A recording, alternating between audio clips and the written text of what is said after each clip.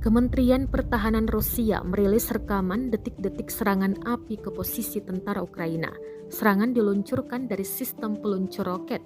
Sejumlah roket meluncur dan diklaim berhasil membombardir posisi tentara Ukraina. Rekamannya beredar di Telegram pada Rabu, 17 Mei 2023.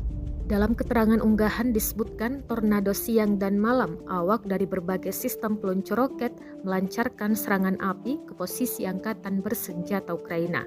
Lokasi penyerangan tidak dirincikan jelas, termasuk total tentara Ukraina yang dieliminir tidak disebutkan. Kendati demikian, rekamannya telah menuai berbagai komentar dari warganet.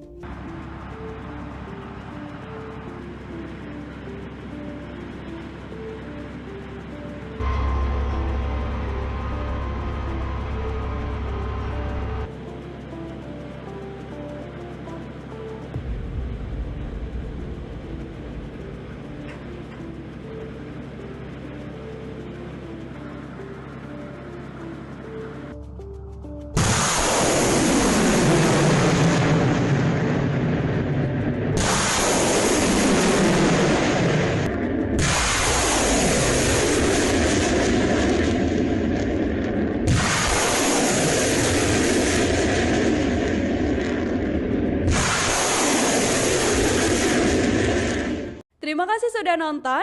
Jangan lupa like, subscribe, dan share ya.